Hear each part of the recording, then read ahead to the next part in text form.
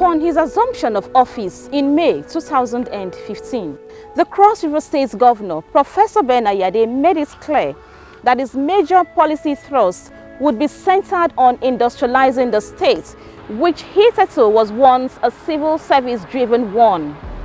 8 years down the line, has Governor Ayade matched those words with actions? Let's find out. My name is Imani Ode. Welcome to Cross River State. Nestling radiantly in the heart of the south-south of Nigeria, where the people and culture are claimed to be warm, accommodating, and unique. Over 4 million of them. It is not only blessed by nature and contributed significantly to the history of Nigeria from way back, it is also blessed with beautiful and notable sons and daughters, doing the country proud in many regards, breaking barriers, rewriting history. One of them is the Professor of Environmental Microbiology, Benedict Ayade.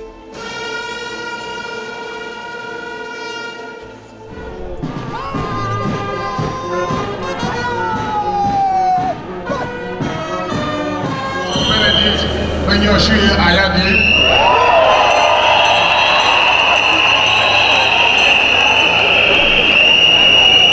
Do solemnly swear that I will be faithful and bear true allegiance to the Federal Republic of Nigeria, and that I will preserve, protect, and defend the Constitution of the Federal Republic of Nigeria. So help me God. Assuming office as the 5th civilian governor of Cross River State, Professor Ayade has over the years demonstrated scholarship and excellence, bagging his PhD at the age of 26 and becoming a professor at the age of 36. So when he ventured into politics, his main target is improving on the standard of living of his people. Doing this, however, is not going to be how it has been. So, he deployed his scholarship and mental prowess.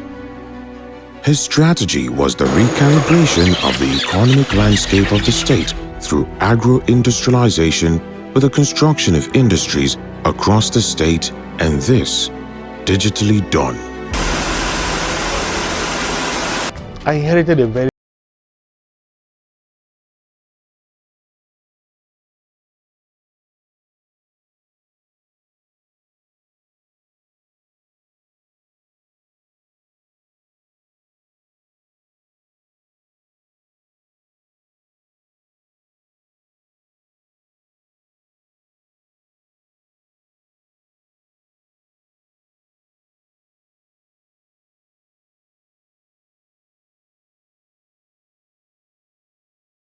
level. But then, the odds seem against him, considering the state's low internally generated revenue and rank as 35th in the federal allocation to states. These were not going to deter him. He came prepared, since having a clear vision of where he wants to take the state of the people's paradise. Upon ascension into office,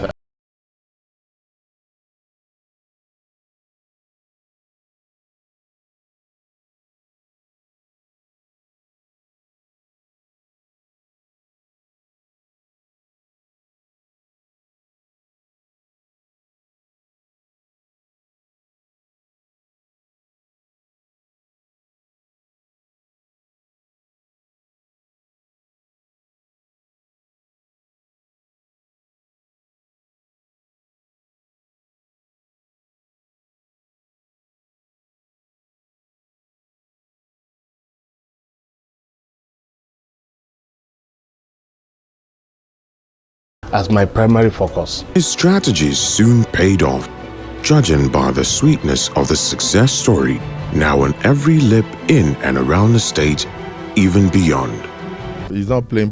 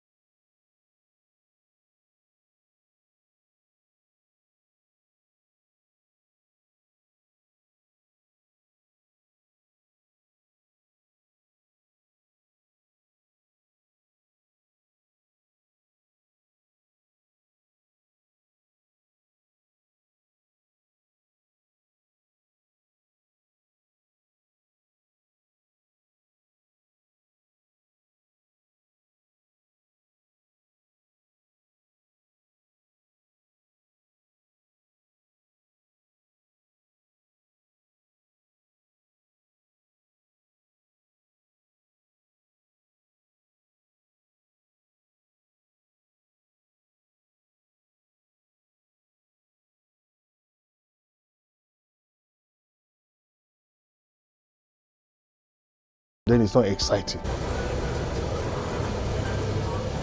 Not only will the construction work in the spaghetti flyover in Odunkpani ease mobility, but also create aesthetics for the state. This is actually the superhighway, which has a spur linking us up to the Port Harcourt Road, using the spaghetti flyover to decongest the crisis and traffic challenges we've had with Odunkpani Junction. Obviously, it appears the cost and the magnitude of work was beyond the carrying capacity of the state, given also that the budget was quite constrained. I'm quite happy with it to put an end to this nightmare in Odunkpani Junction, which makes it almost impossible to get into Calabar City. So the dualization of Calabar-Odunkpani Road with a spaghetti flyover has come to a final end. I think we're committed and we're ready to go. I'm quite impressed with the quality of job. I've looked at the stone base, I've looked at the lane, I've looked at the thickness. It's all consistent with the design provisions. And I'm very happy with the quality of work done. Other road infrastructure in the state include the 145-kilometer dual carriage road in the Northern Senatorial District that cuts across 5 local governments, the dualization of Calabar-Odunkpani Highway, the Boki East-West Road, amongst others. We have the 148-kilometer mini superhighway linking the 5 LGAs in the Northern Senatorial District of Cross River State: Obanliku, Obudu, Abochiche, Yala, and then Mfom.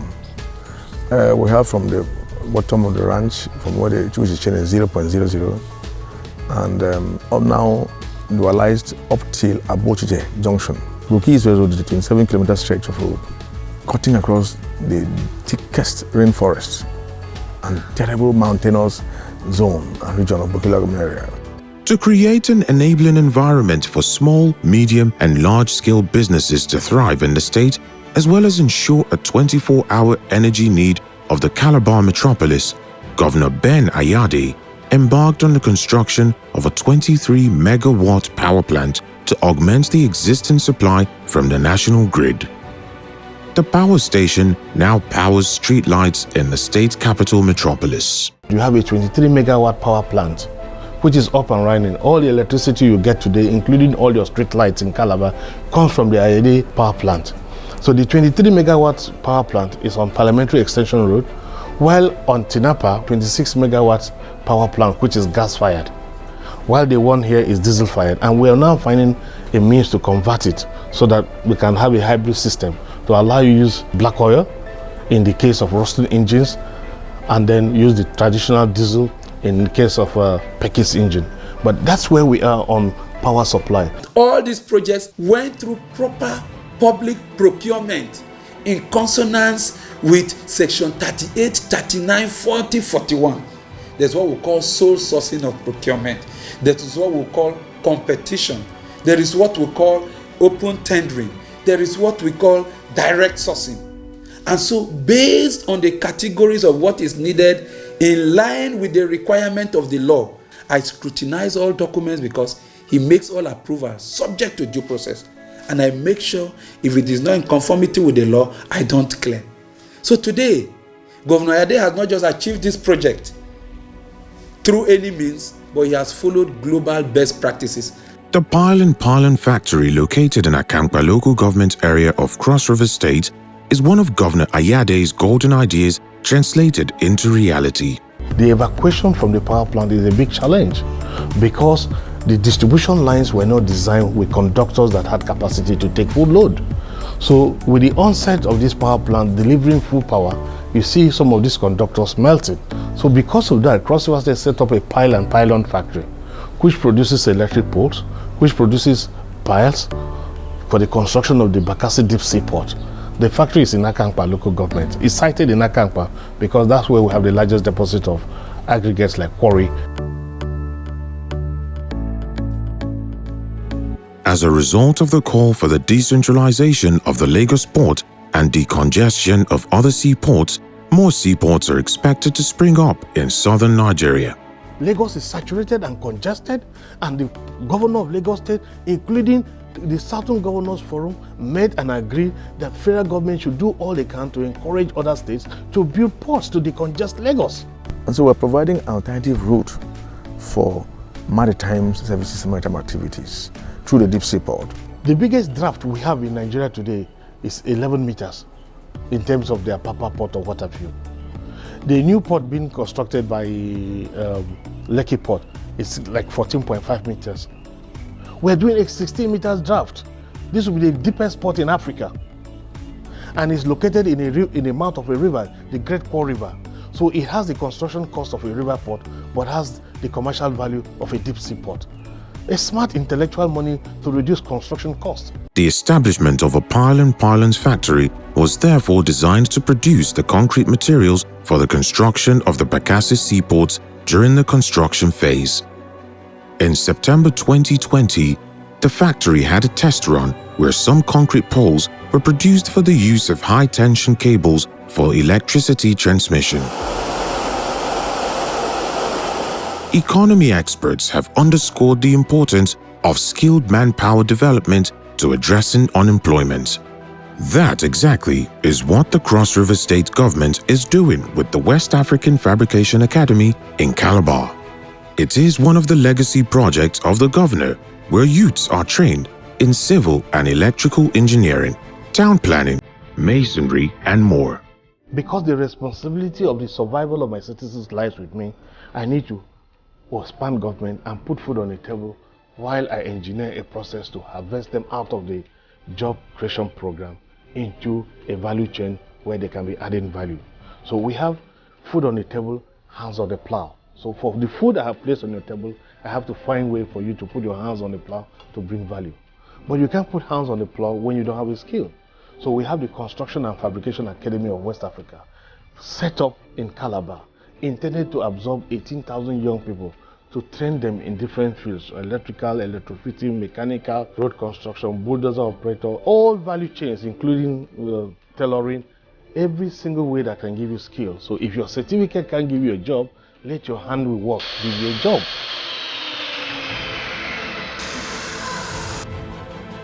The investment is not just in informal education development, but also in the formal. Apart from the comprehensive rehabilitation of over 300 primary, junior and secondary schools with modern learning tools, Governor Ayade is also constructing the British Canadian International School in the Obudu Council of the state. If you go to Obudu, we have the British Canadian School, which is a model school that has a primary school and has a junior secondary and has a secondary and has a university. The university, we're processing the final approval, which is dedicated to engineering, medicine, and law only. The intention of these three courses is to ensure that Cross River produces the new fiber of quality of future Nigerians who will do the engineering of Nigeria, who will provide the medicine for this country, who are going to be the legal juggernauts of this country. He understands the import of the education, and which is why he's bequeathing to Cross River 2 out of these world schools, institutions that can rival institutions anywhere in the world. Same is the now operational Teachers Continuous Training Institute in Biase, designed to boost high-level manpower training for both students and teachers. The vision behind the establishment of the Teachers Continuous Training Institute, according to Ayade, is for the continuous training and retraining of certified teachers, aimed at keeping them abreast of and at par with advanced methods of teaching and learning. For the first time again in Nigeria, and as a professor, with a deputy governor who is also a professor and a former vice chancellor, we came to that understanding that the quality of education is a reflection of the quality of the public schools. Because not many people, 90% of the Nigerian population cannot afford to send their kids to private schools. So the emphasis has to be on public schools. Against that background, we decided to set up a Teachers Continuous Training Institute. It is not a degree awarding, it is not a certificate awarding, it's a continuous training program set up in Biase. Partial respect for my deputy governor, who is from Biase, as a professor and also as a former vice chancellor of University of Calabar. Today, it is the only one and the only institute in Africa that addresses continuous training, which is completely different from a Teachers Training Institute, which awards certificates for training. But the Teachers Continuous Training Institute only takes teachers who are already qualified, who are already graduates of teaching, and they are already teaching either in a university or in secondary school or in primary school. Then are brought into the school to be trained on the syllables that they themselves are teaching. Even if this is the only thing I achieved in this whole wide world, these 8 years of my sojourn as a deputy governor, I want to say, Senator Ben Ayade, my brother, my friend, my son, in fact. Thank you so much. God will bless you for recognizing me and doing this for me on behalf of my people.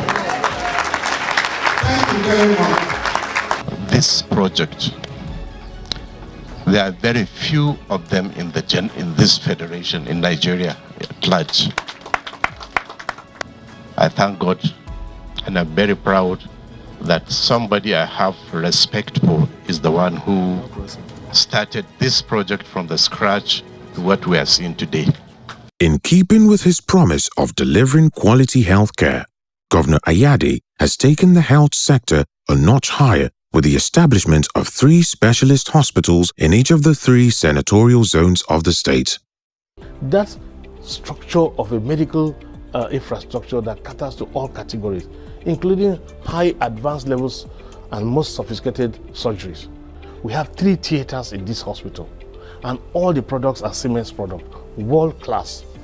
So if you're looking at CT scan, MRI, every single equipment you can imagine on planet Earth is already provided. The launch of the State Health Insurance Scheme, also known as Ayade Care, is another testimony to that commitment. It ensures that Cross Riverians access basic health care at an affordable cost. All medical insurance provided of Cross River State, whether resident here or in diaspora, you are supposed to pay 1,000 naira. So if 4.5 million Cross Riverians, even if only 2 million pay 1,000, they can get 2 billion naira.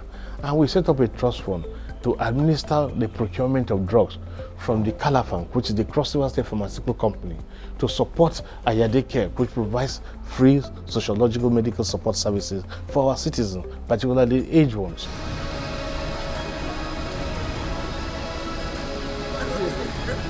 With the outbreak of the global COVID-19 pandemic in December of 2019 and its eventual entry into Nigeria and the attendant spike across the country, the governor's foresightedness and visionary leadership saved the state. While some other leaders went to sleep, Ayade kept vigil to police the metropolis and the state in general, ensuring that the state remained insulated against the global scourge. Before the world thought about it, Ayade propagated and mass-produced and distributed free masks to residents in the state and ensured that not a single case was reported in the state. While the country shut down, Ayade shut out the virus. One very strong innovation that was brought about by His Excellency Senator Professor Ben Ayade was the introduction of the No Mask, No Movement, the use of face masks in public places, either it's a cloth mask, surgical mask, whatever face mask. He brought that No Mask, No Movement way ahead of the federal government PTF. He brought it up way ahead of even the World Health Organization. This went a long way to save Cross Riverians and protect them from COVID. The naval commander who is in charge of the Nigerian Navy here in Cross River State, heading the naval wing of the Operation Akpaku. We want to know and we want to put it on record, our waterways will finally have peace again. Congratulations as we keep Cross River and Calabar in peace. Driven by the determination to have a crime-free and safer Cross River State, Governor Ayade in December 2020 launched Operation Akpaku, a special task force to wage war to improve security. The state of security in Cross River State before the launch of Operation Akpaku was quite appalling. Some of us lived also in fear. Even when Operation Akpaku was launched, we were quite skeptical. We thought there was going to be this compromise. But a week after that, up to this very moment, I can say that there has been a pass mark to the launch of that operation. The task force drew strength from the Nigerian Police, the Nigerian Navy, Nigeria Security and Civil Defense Corps, Nigerian Air Force, and that worked very much. Ayade commissioned the outfit with a donation of 100 vehicles and 18 power bikes, as well as state-of-the-art communication gadgets to help in tracking crime and criminally minded individuals or groups. We have provided over 100 vehicles. We have provided radio and supersonic telecommunications, which will not be terrestrial. It will be satellite-based communication, and so you have full connectivity across the entire state.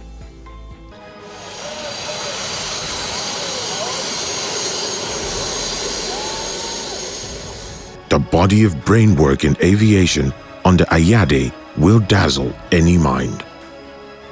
In a bid to redefine the paradigm in air travel, he launched the state's airline, Cali Air, with the acquisition of 2 state-of-the-art Boeing 737 aircrafts aimed to put Cross River State into Nigeria's airspace.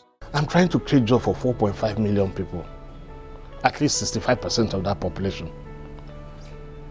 Now, to create jobs for them, I need to create a logistics apparatus that allows a lot of ingress and egress out of my state. So, the setting up of Cali Air, which is the Cross River Airline Company, is intended to drive traffic to Cross River State. Because, number one, rightly or wrongly, we're a tourism destination for Africa. And 2, we're a maritime state. 3, we're an international boundary state. So from here is a gateway to the Gulf of Guinea. So with Cali Air, it encourages people with all the industries I have set up, middlemen, distributors, and raw material suppliers will need to be coming in and out of the state. The traffic to Calabar is very huge. Unfortunately, you have only a monopoly of one airline also coming in. So Cali Air is to drive traffic to Cross River State, and that's why our price will be different. And that's why we went for a Boeing 737-300. A Boeing 737-300 is a classic airline. It has the highest in terms of luggage capacity. It has 148-seater, so it can afford you a price control to enable you break even at an early stage. Aviation industry is a very difficult industry, most times very delicate. So as government, we don't intend to toy with it. That's why we handed over to Aero Contractor as the operator of the airline, given their track record of 57 years of flying without a crash. The aircrafts are on the ground, and I've been one person that has been promoting this not necessarily because I believe that it's going to fantastically change the fortunes of our state, but because I believe that it's going to be a legacy project for the governor. And seeing these aircrafts here, I'm quite happy that they are here in Nigeria, carrying the name of Calabar, our state capital.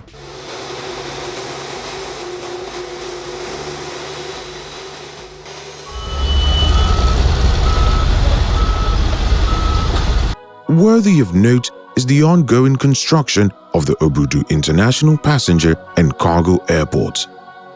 It is the governor's bold and strategic move to revitalize and ramp up tourism activities at the famous Obudu Mountain Resort. This airport is going to complement a lot of things. There's a lot of industry starting here in Obudu.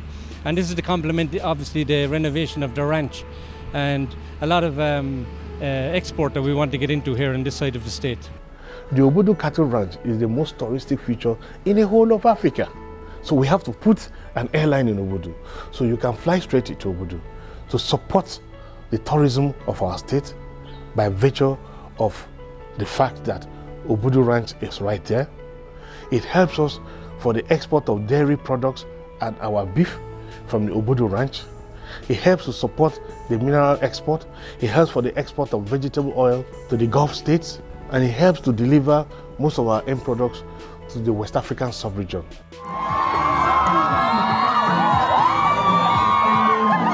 The love of the governor for his people is not in doubt, irrespective of which social rung of the ladder they are on.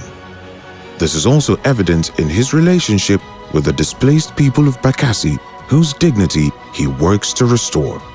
He actually, put in place hope. For the first time, they had a roof over their heads. Those that you and I know have been in that classroom for many, many years. For the first time, he put, a roof over their heads. For the first time, he provided income for them. Today, I feel a sense of fulfillment having been here to see my son, my daughter, my mother, my uncle, my auntie living in a clustered accommodation of a primary school with mosquitoes feasting on them, with no place to farm, no place to lay their head. But today, by the grace of God, we are here gathered to celebrate a maximum of opportunity where people will be living in a world-class estate. We will continue to expand it. It is not enough to provide you housing, because this is not shelter, this is housing. It means it has amenities, it has power, it has water, it has all the utilities you will so need. You have solar lighting, you have the generator, and you have the third grid, which is the national grid. But today I'm going to also assure you that we have acquired boats, which are by the water side, to enable you to do fishing for those who can fish. Today I'm going to sit down with all of our old parents, sit with them and eat from the same plate to show love.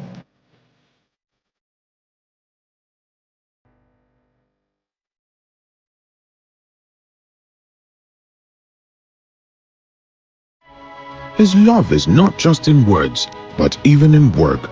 So he built over 52 blocks of fully furnished apartments for the camp residents.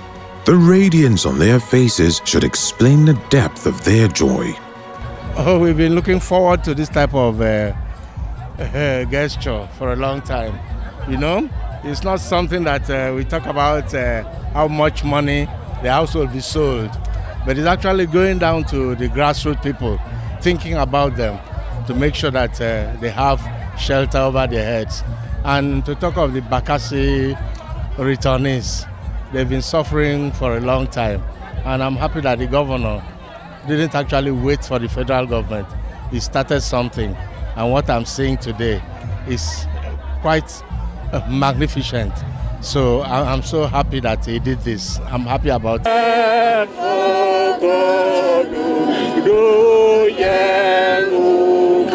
You are an honest man. Thank you. God bless you. As you wipe the tear of our mothers, as our tear, our bones, our fathers will rest in perfect peace. God bless you. Thank you for you standing by your truth, irrespective of all the storm and confusion of all our leaders. But you stand by your word. God bless you.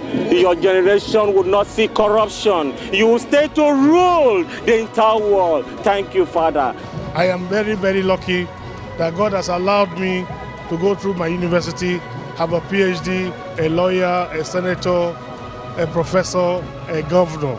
I want to especially thank God in my life, my wife in particular, and my entire family, for God giving me opportunity to be alive, strong and healthy, that in spite of all the long journey, I had the opportunity to say, wait a minute, without God, this would not have been possible.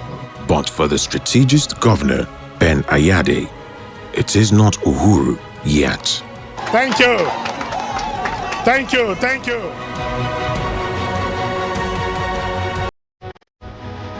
Thanks for watching. Goodbye.